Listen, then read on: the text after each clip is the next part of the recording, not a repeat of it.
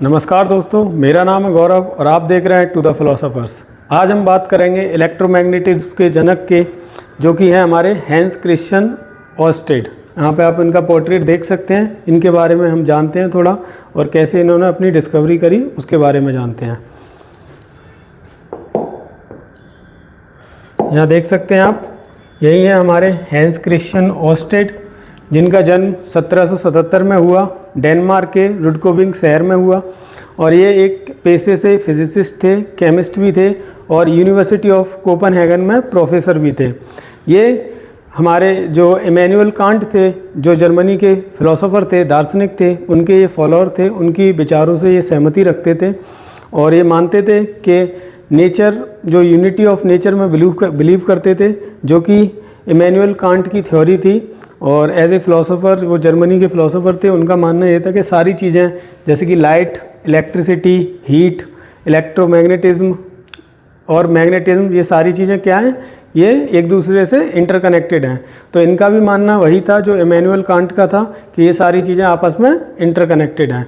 तो जानते हैं इन्होंने इसमें भी अपना, इनको बाई एक्सीडेंट इनको कैसे पता चला कि इलेक्ट्रिक करंट से मैग्नेटिज्म बनता है, वो हम इन आगे आने वाले अपने स्लाइड्स में देखेंगे। तो चलिए शुरू करते हैं।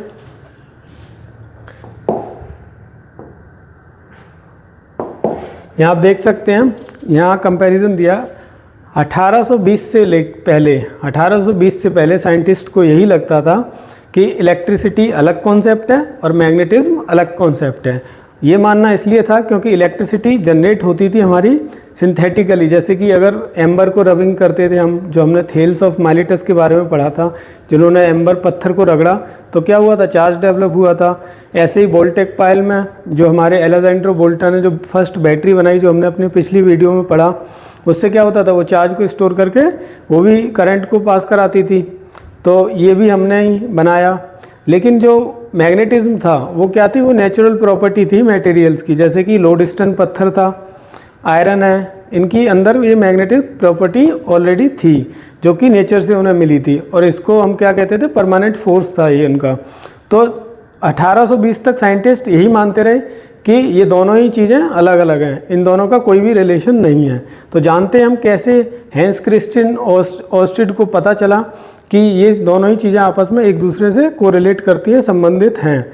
तो आइए देखते हैं इनके 1820 के एक्सपेरिमेंट के बारे में कि कैसे ये हमें पता चला।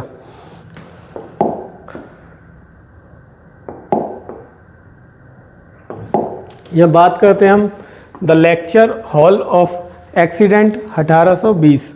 यहाँ पर क्या हुआ था कि ये जैसे यूनिवर्सिटी ऑफ कोपेनहेगन में पढ़ाते थे एज ए प्रोफेसर, वहाँ पे एक्सपेरिमेंट भी करते थे। तो वहाँ इन्होंने क्या किया, ये अपने स्टूडेंट्स को बैटरी के बारे में बता रहे थे कि बैटरी, अगर हम वायर से कनेक्ट करते हैं बैटरी को, तो वायर हीट कर जाता है। तो बैटरी का पॉजिटिव टर्मिनल और नेगेटिव टर्मिनल जब आपस में जोड़ दिया जाए एक वायर के थ्रू, तो जो वायर होगा उसमें से इलेक्ट्रॉन्स पास होंगे, और उसमें कुछ रेजिस्टेंस होता है, जिसकी वजह से क्या होता है, वो हीट कर जाता है। तो ये वही चीज़ अपने स्टूडेंट्स को दिखा रहे थे। लेकिन क्या होता है, यहाँ पे आप देखिए कि यहाँ पे ये ओपन स्विच है। अभी इन्होंने, ये बैटरी है हमारी, जिसका पॉजिटिव टर्मिनल ये है और नेगेटिव टर्मिनल ऊपर है। तो यहाँ क्या हो रहा है, चार्ज कैसे जा रहा है, इलेक्ट्रॉन्स फ्लो हमारे इस डायरेक्शन में कर रहे हैं। करंट किधर आ रहा है हमारा, करंट हमारा इस डायरेक्शन में जा रहा है, जो हमारा साइन कन्वेंशन है करंट और इलेक्ट्रॉन्स का। तो यहाँ पे इन्होंने स्विच लगा रखा है, अभी स्विच ओपन है, इसलिए करंट पास नहीं हो रहा वायर में। तो इन्होंने बच्चों को बताया कि जब मैं इस स्विच को क्लोज करूँगा, सर्किट ऑन करूँगा, तो क्या होगा, हीट हो जाएगा वायर, इसमें से करंट बहेगा और हीट हो जाएगा। तो यहाँ इन्होंने क्या किया, एक क्लोज कर दी, स्विच को क्लोज कर दिया। स्विच यहाँ पे आप देख सकते हैं क्लोज हो गया, और करंट का डायरेक्शन आप देख सकते हैं ऐसे जा रहा है। तो करंट ऐसे मूव कर रहा है। तो यहाँ क्या हुआ, बाई चांस जो जिस टेबल पे ये एक्सपेरिमेंट कर रहे थे, उस टेबल पे क्या था, एक कंपास रखा हुआ था। कंपास क्या होता है, एक मैग्नेटिक फील्ड को, जो जैसे हमारे नॉर्थ, साउथ, ईस्ट, वेस्ट जो डायरेक्शंस होते हैं, उनका डायरेक्शन बताने का एक उपकरण होता है, जो कि यूज़ करते हैं हम डायरेक्शन देखने के लिए। तो वो कंपास का क्या हुआ था, इनकी टेबल पर रखा हुआ था। तो जैसे ही वो कंपास टेबल पर रखा हुआ था, इन्होंने जब सर्किट को ऑन किया तो क्या हुआ, उसकी नीडल मूव हुई। अभी जैसे यहाँ पे आप देख सकते हैं कंपास किधर पॉइंट कर रहा है, नॉर्थ की साइड में पॉइंट कर रहा है। इसका नीडल किधर है, नॉर्थ की साइड में। लेकिन जब उन्होंने बैटरी से जब करंट पास कराया सर्किट क्लोज करके, यहाँ क्या हो रहा है, यहाँ पे हो रहा है ये निडल मूव कर गई। किस पॉइंट से, देखिए आप यहाँ सेंटर पॉइंट से यहाँ तक मूव कर गई इतने एंगल पे। तो यहाँ क्या हुआ, डिफ्लेक्शन हो गया निडल का, निडल मूव कर गई किसकी वजह से, क्योंकि करंट हमने फ्लो करा दिया था। तो ये दुनिया में पहली बार ऐसा हुआ था जब हमने ऑब्जर्व किया कि जो हमारा इलेक्ट्रिसिटी है, इलेक्ट्रिक चार्ज जब मूव कर रहे हैं तो उससे हमारे क्या हो रहा है, मैग्नेटिज्म जनरेट हो रहा है। इससे पहले क्या पता था हमें, बस मैग्नेटाइट के बारे में पता था, जो मैग्नेटिज्म जो हमारे ऑलरेडी लोडस्टोन जो पत्थर था, आयरन था, उसके अंदर जो मैग्नेटिक प्रॉपर्टीज़ होती हैं वही पता था साइंटिस्ट को 1820 तक। लेकिन इस एक्सपेरिमेंट के बाद हमें पता चला कि इलेक्ट्रिसिटी और मैग्नेटिज्म दोनों एक दूसरे से कोरिलेट करते हैं। इन्होंने इसके बारे में और भी चीज़ें कहीं, वो हम आगे देखते हैं।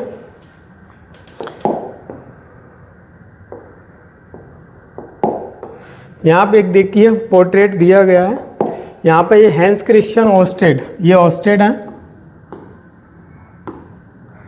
ये अपने स्टूडेंट को एक्सपेरिमेंट करके दिखा रहे हैं। यहाँ पे ये वही चल रहा है, यहाँ पे कंपास रखा हुआ है, इन्होंने यहाँ पे सर्किट को यूज़ किया है। बैटरी को, इन्होंने जो बैटरी ली थी वो भी वोल्टेक पाई ली थी, क्योंकि 1820 तक भी हमने कोई दूसरी बैटरी नहीं बनाई थी। जो एलेक्जेंड्रा बोल्टा ने जो हमारी बैटरी बनाई थी, जिसका हमने जिक्र अपने पिछले वीडियो में किया था, वही बैटरी इन्होंने ली थी, जिसका कि क्या होता है, एक जिंक होता है और उसका कॉपर होता है, जिंक और कॉपर की प्लेटिंग होती है और बीच में इलेक्ट्रोलाइट होता है, जो कि खारे पानी में डूबा हुआ एक कार्डबोर्ड यूज़ किया था एलेक्जेंड्रा बोल्टा ने। तो वही प्रिंसिपल पे उन्होंने बैटरी ली थी और बैटरी के कनेक्ट कर दिया था वायर से। तो ये एक्सपेरिमेंट वही कर रहे हैं जो हमने अपनी स्लाइड में देख लिया था, जो सर्किट बना हुआ था उसमें वही हो रहा था। तो कंपास में जैसे ही करंट पास कराया इन्होंने, डीसी करंट, तो क्या हुआ, निडल मूव हुई थी। तो उससे पता चला कि इलेक्ट्रिक फील्ड भी कुछ मैग्नेटिक फील्ड पर असर कर रही है, मैग्नेटिक फील्ड क्रिएट कर रही है, जिससे कि निडल क्या हुई, डिफ्लेक्ट हुई। साइंटिस्टों का मानना ये था तब कि अगर जिन साइंटिस्टों को इस एक्सपेरिमेंट के बारे में पता चला, एक्सीडेंटल डिस्कवरी थी, ये अचानक से ही हो गया, इनके बारे में ओर्स्टेड को भी नहीं पता था कैसा होगा। लेकिन जब हुआ तो उन्होंने ऑब्ज़र्व किया, और ऑब्ज़र्व किया तब पता चला कि हाँ, ये भी मैग्नेटिज्म का एक प्रॉपर्टी है कि वो इलेक्ट्रिक फील्ड से डेवलप हो जाती है। तो 1820 में जब साइंटिस्ट को ये बात पता चली तो उन्होंने सोचा कि जो इलेक्ट्रिक जो हमारी इलेक्ट्रिसिटी जो हमने पास कराई है वायर से, वो क्या करेगी, निडल को अपनी तरफ अट्रैक्ट करेगी। जैसे कि मैं आपको अगर बना के दिखाऊं,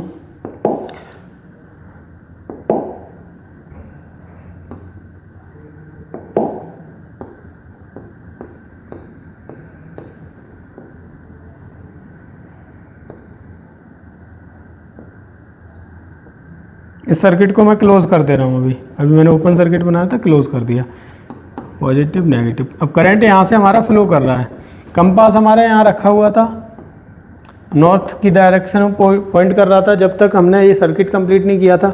लेकिन जैसे ही हमने सर्किट कंप्लीट किया तो करंट की वजह से क्या हुआ था, निडल इस तरफ मूव हुई थी। उस डायग्राम में क्या हो रहा था, करंट हमारा यहाँ से मूव हो रहा था, इसको पॉजिटिव माना था और इधर नेगेटिव लिया था, क्योंकि अभी मैंने जो डायरेक्शन दिखाया है उससे क्या करेगी, निडल दूसरे डायरेक्शन में जाएगी। क्योंकि ये बाद में थ्योरीज से पता चला था कि मैग्नेटिज्म जो प्रॉपर्टी आती है, जो मैग्नेटिक फील्ड बनता है, उसका भी डायरेक्शन करंट के डायरेक्शन के साथ ही चेंज होता है। तो इसीलिए जो मैंने अभी डायरेक्शन बनाया इसके हिसाब से डिफ्लेक्ट किधर करेगी, राइट साइड में करेगी। लेकिन जो पिछले फिगर में था वो कहाँ कर रही थी, लेफ्ट साइड में कर रही थी, क्योंकि करंट हमारा नीचे से ऊपर की तरफ जा रहा था सर्किट में। तो जो साइंटिस्ट थे उस टाइम पे वो यही सोचते थे कि अगर ऐसा कुछ प्रॉपर्टी है भी, इलेक्ट्रिसिटी से मैग्नेटिज्म बन भी रहा है, तो वो क्या करेगा, उस निडल को अट्रैक्ट करेगा अपनी साइड। लेकिन वहाँ क्या था, वहाँ अट्रैक्ट नहीं कर रहा था, निडल किधर डिफ्लेक्ट हुआ था, इधर डिफ्लेक्ट हुआ था। मैं आपको पिछली स्लाइड पे ही ले जाके बता देता हूँ।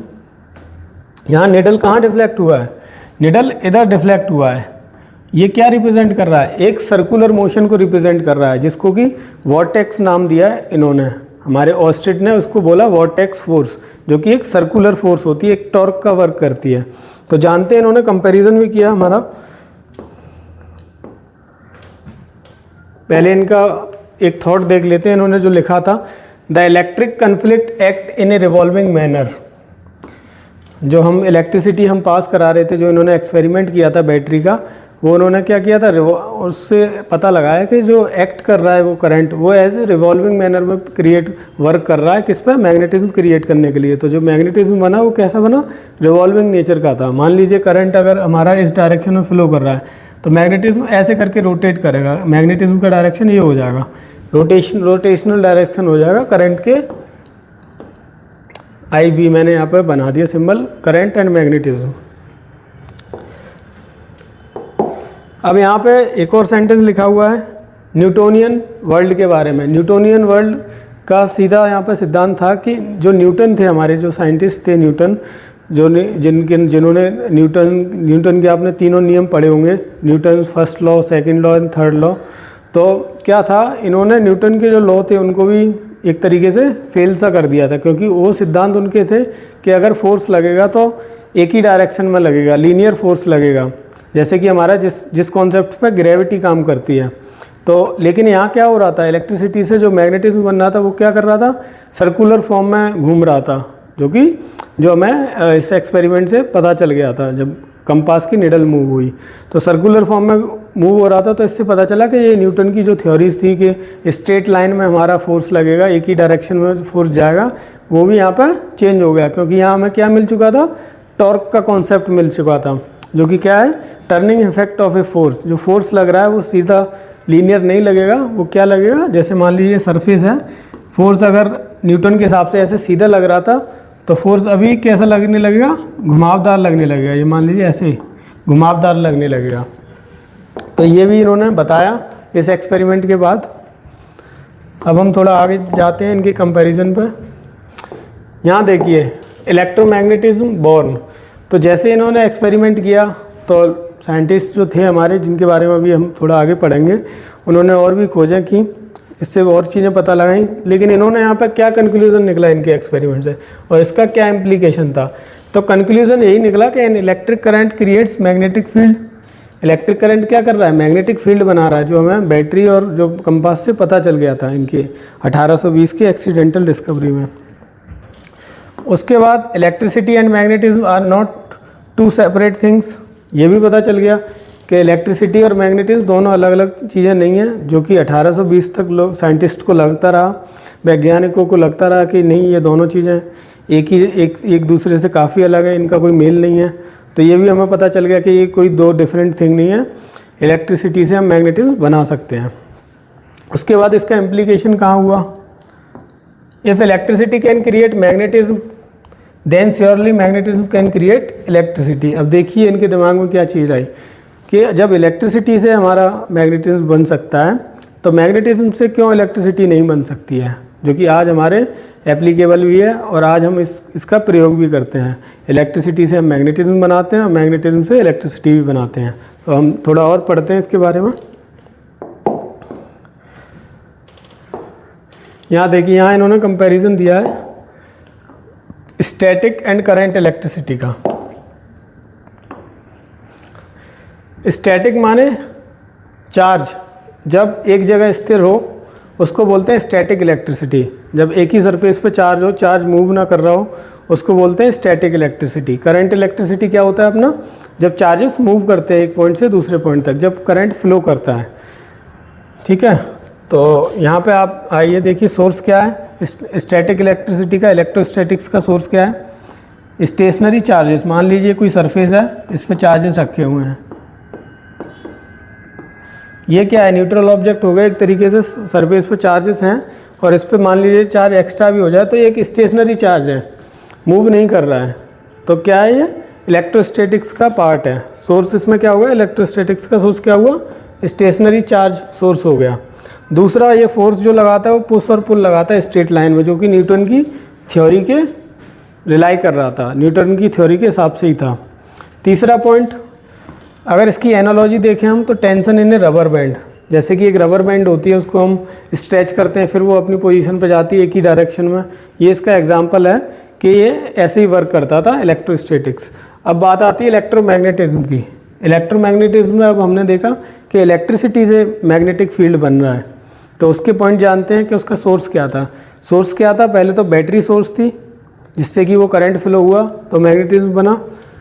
तो करंट फ्लो का मतलब मूविंग चार्जेस, करंट फ्लो हुआ मतलब चार्जेस मूव हुए, नेगेटिव टर्मिनल से पॉजिटिव टर्मिनल तक अपने इलेक्ट्रॉन गए, और करंट कहाँ से, जो कन्वेंशनल साइन है करंट का, वो कहाँ से मूव हुआ, पॉजिटिव टू नेगेटिव। तो वो हमारा सोर्स हुआ यहाँ पर। उसके बाद जो फोर्स आएगी, फोर्स की बात आएगी, वो आएगी हमारी टॉर्क, रोटेशनल। तो टॉर्क का मैंने जैसा आपको बताया था, turning effect of a force. जब फोर्स हम किसी भी चीज़ पे अगर फोर्स लगाते हैं और वो घुमावदार फोर्स होती है, उस घुमावदार फोर्स को बोलते हैं टॉर्क। तो जो यहाँ पे मैग्नेटिज्म बन रहा था, मैग्नेटिक प्रॉपर्टी आ रही थी जो, जिससे निडल घूमी थी, वो भी क्या थी, हमारी टॉर्क वाली फोर्स थी। उसके बाद आती है, इसका एग्जाम्पल दिया है, जैसे हमने इसका रबड़ वाला एग्जाम्पल लिया इलेक्ट्रोस्टैटिक्स का, ऐसे ही इलेक्ट्रोमैग्नेटिज्म का एग्जाम्पल है स्विलिंग वाटर इनटू द ड्रेन। जैसे ड्रेन जो नाली होती है, उसमें अगर पानी जब गिरता है तो वो एक तरीके से चक्कर की फॉर्म में गिरता है, गोल गोल घूम के गिरता है। तो वो जो गोल गोल, इसमें मैग्नेटिज्म को वही बताया है, जैसे पानी ड्रेन में नाली में जाता है गोल गोल घूम के, वैसे ही ये यहाँ पे एग्जाम्पल दिया हुआ है। अब बात आती है डोर टू मॉडर्निटी। अब यहाँ पे हमारे क्या हुआ, यहाँ पे हमने इलेक्ट्रोमैग्नेटिज्म का पता लगा लिया, विद्युत चुंबकत्व का पता लगा लिया कि हाँ यहाँ पे हम इलेक्ट्रिसिटी से मैग्नेटिज्म बना रहे हैं, लेकिन उसको इम्प्लीकेशन कैसे करें, उसको कैसे मॉडर्नाइज करें, नए ज़माने के हिसाब से कैसे उसको वो करें, यहाँ वो बताया गया है। ऑस्टेड की जो थ्योरी थी, उसने एक ही रात में सब कुछ बदल दिया था, ये पता चल गया हमें। जो एक्सीडेंटल जो डिस्कवरी करी उन्होंने, जो मैग्नेटिज्म मिला, ये तो हमें पता चल गया। लेकिन वो मैग्नेटिज्म से क्या हुआ हमारा, इन्होंने फाइंडिंग करी, यहाँ पे 2 फाइंडिंग निकली। एक इनकी फाइंडिंग थी ये वाली, दूसरी इनकी फाइंडिंग थी ये वाली। इन्होंने सोचा कि इलेक्ट्रिक फील्ड की इलेक्ट्रिसिटी की वजह से जो वायर में मूव कर रही थी, अगर वो निडल मूव करती है, निडल मूव कर रही थी ना वहाँ पे, जब यहाँ पे डिफ्लेक्शन हुआ, यहाँ से इधर की तरफ डिफ्लेक्शन हो गया, इस एंगल मान लीजिए थीटा पे डिफ्लेक्शन हुआ, तो क्या हुआ, मूवमेंट हुआ। मूवमेंट हुआ किसका, मेटल का। तो इसी कॉन्सेप्ट का मैं क्या मिली है आज, मोटर, जो इलेक्ट्रिक मोटर होती है, आप जहाँ भी मोटर को देखेंगे वो इसी कॉन्सेप्ट पर वर्क कर रही है। तो पहला कॉन्सेप्ट किसने दिया, मोटर के केस में इन्होंने दिया, ऑस्टेड ने दिया, कि अगर इलेक्ट्रिसिटी की वजह से अगर हमारी कोई चीज़ मूव कर रही है तो उसका प्रयोग अभी हमने किस में कर दिया, मोटर बनाने में कर दिया। If a wire could move a magnet then a wire could move things. इनका सीधा मानना था, इन्होंने सोचा कि अगर वो मैग्नेट को मूव करा रहा है या फिर किसी मेटल को मूव करा रहा है तो किसी भी चीज़ को मूव करा देगा जो भी मेटेलिक होगी। तो उसी कॉन्सेप्ट में हमारी मोटर वर्क करती है। दूसरा इनका मानना ये था, इन्होंने ये सोचा कि जो कंपास रखा हुआ था उस सर्किट से थोड़ा दूर रखा हुआ था, लेकिन फिर भी उधर मैग्नेटिक फील्ड गया जो इलेक्ट्रिसिटी की वजह से बना था, और उसने क्या किया, कंपास की जो निडल थी उसको अट्रैक्ट किया और उसको मूव किया, डिफ्लेक्शन हुआ उसमें। तो यह क्या हुआ, इसमें इनका कॉन्सेप्ट था कि इतनी दूर तक अगर हम ये जा सकता है तो इसका मतलब कम्युनिकेशन सिस्टम में इनका पार्ट रहा ये वाला, कि जो आज टेलीग्राफ हम यूज़ करते थे, टेलीग्राफ में जो कम्युनिकेशंस होती थी वो किसके बेसिस पे होती थी, इनके कॉन्सेप्ट के बेसिस पे, जो इन्होंने फाइंडिंग निकाली कि इलेक्ट्रिसिटी जब करंट मूव हो रहा है और डिस्टेंस पे, डी डिस्टेंस पे हमारा मैग्नेटिज्म बन रहा है और उस निडल को मूव करा रहा है डिस्टेंस आने की वजह से, तो ये किसका प्रिंसिपल बना, टेलीग्राम का प्रिंसिपल बना, कि जब दूरी तक अगर इलेक्ट्रोमैग्नेटिज्म वर्क करता है, एक डिस्टेंस पर वर्क करता है, तो हम एज ए सिग्नल हम इसको यूज़ कर सकते हैं। आज जैसे मॉडर्न हमारे इक्विपमेंट होते हैं इलेक्ट्रोमैग्नेटिज्म के प्रिंसिपल पर भी वर्क करते हैं, जो हम दूर संचार यूज़ करते हैं, लोगों को सूचनाएँ देते हैं, वो इस प्रिंसिपल पर ही वर्क करते हैं। तो ये भी पहला कॉन्सेप्ट इन्होंने ही दिया। आगे चलते हैं फिर। अब आती है बात, जैसा कि मैं अपनी हर वीडियो में बताता हूँ कि मैंने अपनी पिछली वीडियो में क्या बताया और अगले वीडियो में हम क्या बात करेंगे। तो पिछले वीडियो में जैसा कि आपको पता है 1800 में, सन 1800 में अलेक्जेंड्रा वोल्टा ने वर्ल्ड की पहली बैटरी बनाई थी जिसका नाम वोल्टेक पाइल था। और आज के वीडियो में हमने बात करी कि कैसे ऑस्टेड ने इलेक्ट्रोमैग्नेटिज्म की खोज की और बताया कि कैसे इलेक्ट्रिसिटी से मैग्नेटिज्म बनता है। और उसी प्रिंसिपल पे आज हमारी मोटर्स वर्क करती हैं, जनरेटर्स वर्क करते हैं, सारी तरीके की चीज़ें वर्क करती हैं। और टेलीग्राफ पे भी हम यूज़ करते हैं उसका, कम्युनिकेशंस में भी यूज़ करते हैं। तो ये सारी उनकी इम्पोर्टेंस है, उनकी जो उन्होंने डिस्कवरी करी, भले ही वो एक्सीडेंटल डिस्कवरी थी, लेकिन ये सारी उनकी फाइंडिंग्स की वजह से हम उन चीज़ों को यूज़ कर पा रहे हैं। तो ये बात आई थी 1820 की। यहाँ हम 1800 से पहुँचे 1820 में, जहाँ ऑस्ट्रिच की डिस्कवरी हुई, जिसके बारे में आज हमने बात करी। अब 1820 में से जाके अब हम 1820 में ही जाएंगे, जब एम्पियर्स, एंड्रे मैरी एम्पियर्स, जो हमारे साइंटिस्ट थे, मैथमेटिशियन थे, उन्होंने कैसे ऑस्ट्रिच के जो डिस्कवरी थी उस पर अपनी कैलकुलेशंस दी, अपनी फाइंडिंग्स दी, कैसे एक फार्मूला क्रिएट किया। तो उसके बारे में हम अपनी अगली वीडियो में बात करेंगे। अभी थोड़ा हम जान लेते हैं एंड्रे मैरी के भी बारे में अपनी नेक्स्ट स्लाइड में। चलते हैं।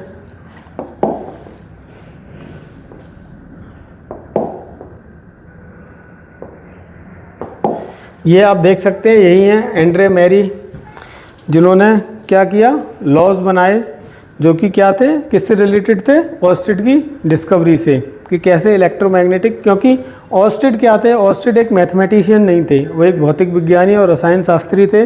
लेकिन ये हमारे एंड्रे मैरी क्या थे, ये थे हमारे एक मैथमेटिशियन भी थे। तो जैसे ही इनको खबर पता चली कि ऑस्ट्रिच ने क्या डिस्कवर किया, इलेक्ट्रोमैग्नेटिज्म डिस्कवर किया, और उसका प्रोसेस क्या है कि एक बैटरी के अगर वायर के थ्रू करंट पास कराया जाए, तो अगर वहाँ पर कोई भी कंपास रखा है तो उसमें डिफ्लेक्शन आएगी, इलेक्ट्रोमैग्नेटिज्म का पता चला। तो इन्होंने अपनी इक्वेशंस बनाना शुरू कर दी और 1820 में ही अपनी इक्वेशन दी, जिसके बारे में हम अपने नेक्स्ट वीडियो में ज़रूर बात करेंगे, क्योंकि नेक्स्ट वीडियो इनके ऊपर ही रहने वाली है।